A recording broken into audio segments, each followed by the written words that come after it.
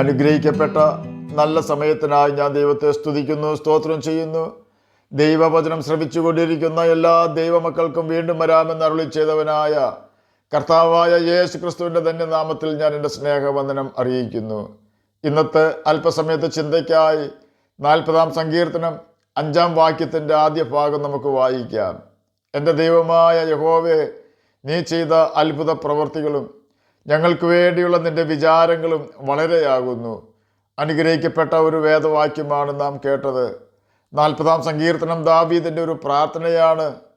അവൻ്റെ വലിയ പ്രതിസന്ധികളിൽ നിന്നും രക്ഷിക്കണം എന്നതാണ് തൻ്റെ ആവശ്യം. സംഖ്യയില്ലാത്ത അനർത്ഥങ്ങൾ അവനുണ്ട്. തൻ്റെ പാപനിമിത്തമാണ് അനർത്ഥങ്ങൾ തനിക്ക് വന്നതെന്ന് സങ്കീർത്തനക്കാരൻ വിശ്വസിക്കുന്നു. മേൽപോട്ട് നോക്കുവാൻ കഴിയാതെ വണ്ണം എൻ്റെ അകൃത്യങ്ങൾ എന്നെ എത്തിപ്പിടിച്ചിരിക്കുന്നു എന്നാണ് ദാവീദ് 40-ാം സങ്കീർത്തനത്തിൽ പ്രസ്താവിച്ചിരിക്കുന്നത്. വിഷയം എന്തു തന്നെയായാലും ഒരു കാര്യത്തിൽ തനിക്ക് വിശ്വാസമുണ്ട്. താൻ ആശ്രയിക്കുന്ന യഹോവ അഥവാ കർത്താവായ യേശു ക്രിസ്തു തന്നോട് കരുണ കാണിക്കുവാനും ക്ഷമിക്കുവാനും ശക്തനാണ് എന്ന് അവൻ വിശ്വസിക്കുന്നു. ദൈവത്തിൽ നിന്നും ലഭിക്കുവാൻ പോകുന്ന സൗഖ്യത്തിനായും രക്ഷയ്ക്കായും അവൻ പ്രതീക്ഷയോടെ അവനെ കാത്തിരിക്കുകയാണ്. അവൻ്റെ വിശ്വാസം ബലപ്പെടുന്ന ചിന്തകൾ ദാവീദിൻ്റെ ഹൃദയത്തിൽ ഉള്ളതിനാൽ അവൻ പറയുകയാണ്, ഞാനോ എളിയവനും ദരിദ്രനുമാകുന്നു, എങ്കിലും കർത്താവ് എന്നെ വിചാരിക്കുന്നു. 40-ാം സങ്കീർത്തനം 17-ാം വാക്യമാണ് നാം കേട്ടത്. ദൈവത്തിന് നമ്മെക്കുറിച്ച് ഉത്തരവാദിത്വമുണ്ട് എന്ന അറിവ് നമുക്ക് മുന്നോട്ടുള്ള ആത്മീക ജീവിതത്തിന് മുതൽക്കൂട്ടാണ് എന്നതിന് സംശയമില്ല. എല്ലാ സാഹചര്യങ്ങളും അനുകൂലമായിരിക്കുമ്പോൾ നമുക്ക് ദൈവത്തിൽ വിശ്വാസമുണ്ട് എന്ന് പറയുന്നതിൽ വലിയ കാര്യമില്ല.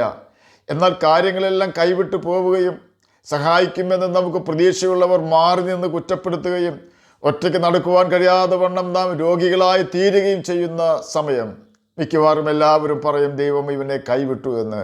ഇങ്ങനെയുള്ള സമയത്ത് നമുക്ക് യേശുവിൽ ആശ്രയിക്കുവാൻ കഴിയുമോ? യേശുവിൽ വിശ്വസിക്കുവാൻ കഴിയുമോ?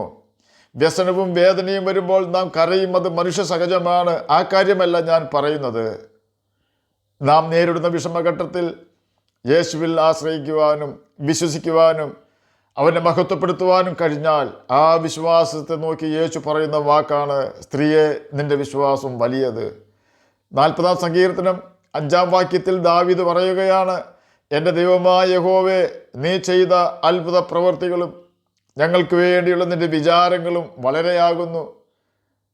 ദാവീദിനെ കുറിച്ച് മാത്രമല്ല, മശിഹായെക്കുറിച്ചും രേഖപ്പെടുത്തിയിരിക്കുന്ന ഒരു സങ്കീർത്തനമാണിത്. ദാവീദിനെ കുറിച്ച് അല്പം കാര്യങ്ങൾ ചിന്തിച്ചതിന് ശേഷം മശിഹായെക്കുറിച്ച് നമുക്ക് ചിന്തിക്കാം. ദൈവത്തിൻ്റെ അത്ഭുത പ്രവൃത്തികളെക്കുറിച്ച് രേഖപ്പെടുത്തിയിരിക്കുന്നത് സൃഷ്ടിപ്പിനെക്കുറിച്ചും തൻ്റെ സൃഷ്ടികളെ പരിപാലിക്കുന്നതിനെക്കുറിച്ചും പാപത്തിൽ നശിച്ചു പോയ മനുഷ്യവർഗത്തെ അവരുടെ പാപത്തിൻ്റെ ശിക്ഷ ഏറ്റുവാങ്ങിക്കൊണ്ട് മനുഷ്യവർഗത്തെ രക്ഷിച്ചതിനെക്കുറിച്ചും എല്ലാറ്റിനുമുപരി മനുഷ്യവർഗത്തിന് നൽകുവാൻ ദൈവം ഒരുക്കി വെച്ച ശരീരത്തിൻ്റെ വീണ്ടെടുപ്പിനെക്കുറിച്ചും ആണെന്ന് ചിന്തിക്കുന്നതിൽ തെറ്റില്ല. ഇസ്രയേൽ മക്കളെ മിസ്രയീമിൻ്റെ അടിമത്തത്തിൽ നിന്നും രക്ഷിക്കുവാൻ ദൈവം വലിയ അത്ഭുതങ്ങളും അടയാളങ്ങളും ചെയ്തിരുന്നു. ആ അത്ഭുതങ്ങളെക്കുറിച്ചാണോ ദാവീദ് ഉദ്ദേശിച്ചത് എന്ന് നമുക്കറിയില്ല. ദാവീദിന് വേണ്ടി ദൈവം വലിയ കാര്യങ്ങൾ ഒത്തിരി പ്രാവശ്യം ചെയ്തിരുന്നു.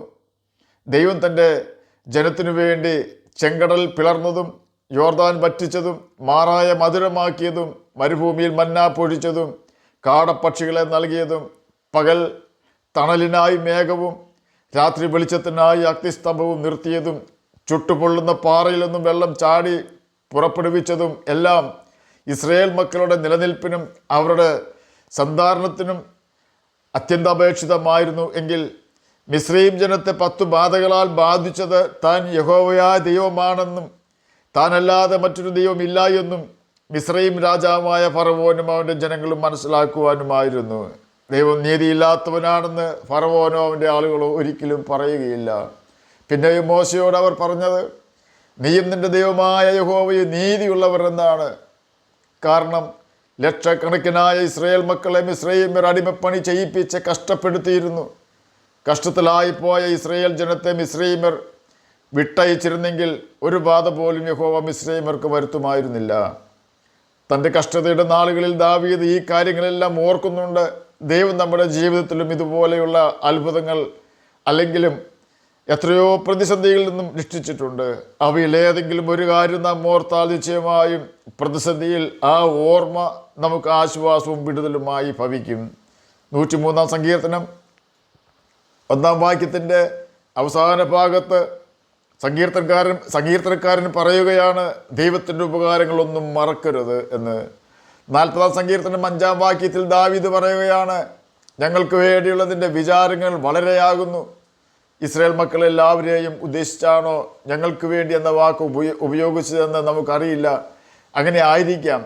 ഇന്ന് ജീവിക്കുന്ന നമുക്ക് എല്ലാവർക്കും വേണ്ടിയുള്ള ദൈവത്തിൻ്റെ വിചാരങ്ങൾ വളരെയാകുന്നു എന്ന് പറഞ്ഞാലും തെറ്റില്ല. കാരണം ഇസ്രായേൽ മക്കൾക്ക് വേണ്ടിയും തന്നോടൊപ്പം മരുഭൂമിയിൽ ശൗലിനെ പേടിച്ച് ഒളിച്ചു ജീവിച്ച 400-ൽ അധികം ആളുകൾക്ക് വേണ്ടിയും ഇന്ന് ജീവനോടിരിക്കുന്ന നമുക്ക് എല്ലാവർക്കും വേണ്ടിയും ഉള്ള ദൈവത്തിൻ്റെ കരുതൽ അഥവാ വിചാരങ്ങൾ വളരെയാണ്. മിസ്രൈമിൽ നിന്നും ഇറങ്ങിപ്പുറപ്പെട്ട ജനത്തിൻ്റെ വഴിയിൽ അവർ നേരിടുവാൻ പോകുന്ന ഒരു കാര്യവും അറിയാത്തവരായിരുന്നു. എന്നാൽ അവർക്ക് മരുഭൂമിയിൽ കൂടി യാത്ര ചെയ്ത് കനാൻ ദേശത്ത് എത്തിച്ചേരുന്നത് വരെ എന്തെല്ലാം കാര്യങ്ങൾ ആവശ്യമുണ്ടെന്നും അവർക്ക് സംരക്ഷണവും വിശ്രമവും ആഹാരവും വെള്ളവും ആവശ്യമുണ്ടെന്നും ദൈവത്തിന് അറിയാവുന്നത് കൊണ്ടും ദൈവത്തിന് തൻ്റെ ജനത്തെക്കുറിച്ച് കരുതലുള്ളത് കൊണ്ടും ജനത്തിനു വേണ്ടി സമയങ്ങളിൽ സകലതും ദൈവം ഒരുക്കി കൊടുത്തു. അതുകൊണ്ട് അവർ നിർഭയരായി മരുഭൂമിയിൽ കൂടി യാത്ര ചെയ്തു.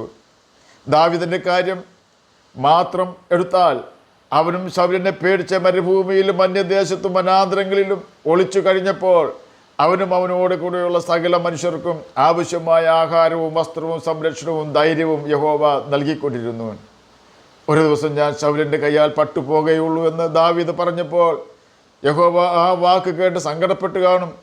എനിക്കും മരണത്തിനുമിടയിൽ 4 വിരൽ നീളം മാത്രം എന്ന് ദാവീദ് പറഞ്ഞപ്പോൾ ദൈവം ദുഃഖിച്ചു കാണും. കാരണം ദാവീദ് ഒറ്റയ്ക്കല്ലായിരുന്നു, അവനോട് കൂടെ യഹോവ ഉണ്ടായിരുന്നു. എവിടെയെല്ലാം അവൻ അലയേണ്ടി വന്നുവോ അവനെ ബലപ്പെടുത്തുവാനും സഹായിക്കുവാനും ദൈവം അവനോട് കൂടെ ഉണ്ടായിരുന്നു.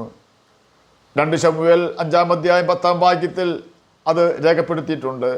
സൈന്യങ്ങളുടെ ദൈവമായ യഹോവ തന്നോട് കൂടെ ഉണ്ടായിരുന്നത് കൊണ്ട് ദാവീദ് മേൽക്കുമേൽ പ്രബലനായി തീർന്നു. തന്നെയുമല്ല, കൊച്ചു കുഞ്ഞുങ്ങളെ സംരക്ഷിക്കുവാൻ മാതാപിതാക്കൾ ശ്രദ്ധിക്കുന്നത് പോലെ ദൈവം തന്നോടുകൂടെ യാത്ര ചെയ്തുകൊണ്ട് അവനെ സംരക്ഷിച്ചു കൊണ്ടിരുന്നു. ആ യാഥാർത്ഥ്യം ദാവീദ് തിരിച്ചറിഞ്ഞത് 2 ശമൂവേൽ 7 അധ്യായം 9 വാക്യത്തിൽ കൂടി യഹോവ ദാവീദിനോട് സംസാരിച്ചപ്പോൾ മാത്രമായിരുന്നു.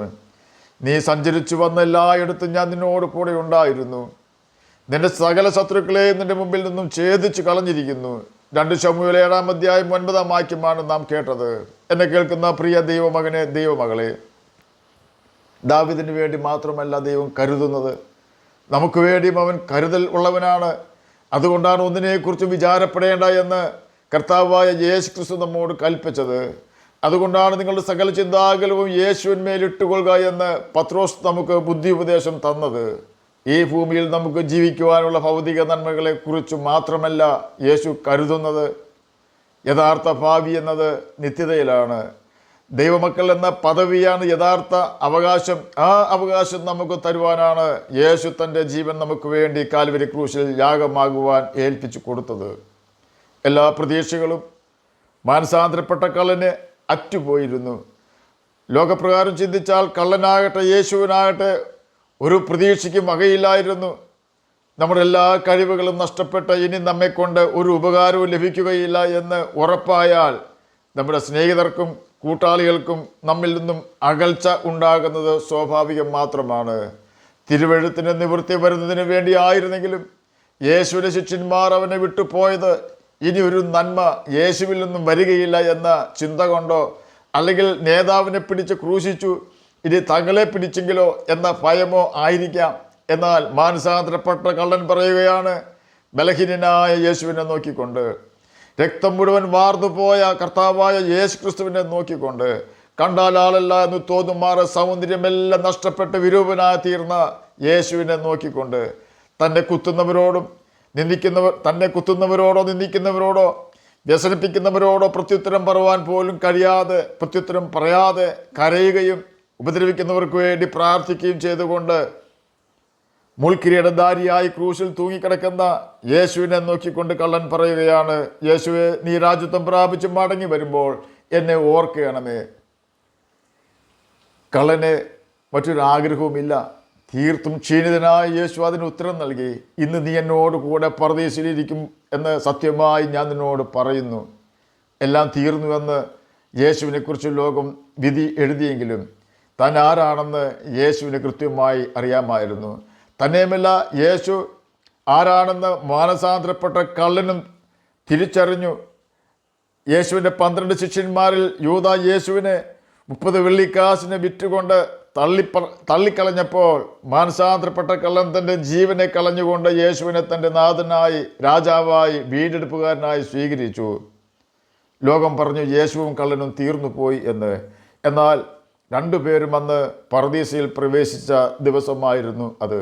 എന്നെ കേൾക്കുന്ന പ്രിയ ദൈവമകനെ, ദൈവമകളെ, സമാധാനം തരാത്ത ഈ ഭൂമിയിൽ പാപത്തിനും സാത്താനും അടിമകളായി ജീവിക്കുന്നതിനേക്കാൾ യേശുവിനെ അനുസരിച്ച് ജീവരക്ഷ പ്രാപിക്കുന്നതാണ് നമുക്ക് നല്ലത്. എല്ലാവരും നാം തീർന്നു പോയി എന്ന് വിധി എഴുതിയേക്കാം, എന്നാൽ യേശു നമ്മുടെ വിധിയെ മാറ്റി എഴുതുന്നവനാണ് എന്ന യാഥാർത്ഥ്യം നാം ഒരിക്കലും മറന്നു പോകരുത്. ആകയാൽ യേശുവിൻ്റെ കൽപ്പനകൾ, യേശുവിൻ്റെ വചനം വായിക്കുവാനും അവൻ്റെ കൽപ്പനകൾ അനുസരിക്കുവാനും നിത്യജീവൻ അവകാശികളായി തീരുവാനും നമുക്ക് ഉത്സാഹിക്കാം. അതിന് കർത്താവ് നമ്മെ സഹായിക്കട്ടെ എന്ന് പ്രാർത്ഥിച്ചുകൊണ്ട് ഞാൻ എൻ്റെ വാക്കുകളിൽ നിന്ന് വിരമിക്കുന്നു. നമുക്ക് പ്രാർത്ഥിക്കാം. ഞങ്ങളെ സ്നേഹിക്കുന്ന സ്വർഗീയ പിതാവേ, നല്ല വചനത്തിനായി ഇങ്ങനെ സ്തുതിക്കുന്നു, സ്തോത്രം ചെയ്യുന്നു.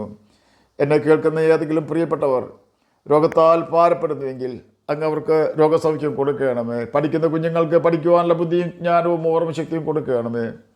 വാർദ്ധക്യത്തിലായിരിക്കുന്ന പ്രിയപ്പെട്ടവർക്ക് പ്രത്യാശ നൽകി കൊടുക്കണമേ. ജഡത്തിൽ കഷ്ടത അനുഭവിപ്പാനിടവരാതെ സഹായിക്കണമേ.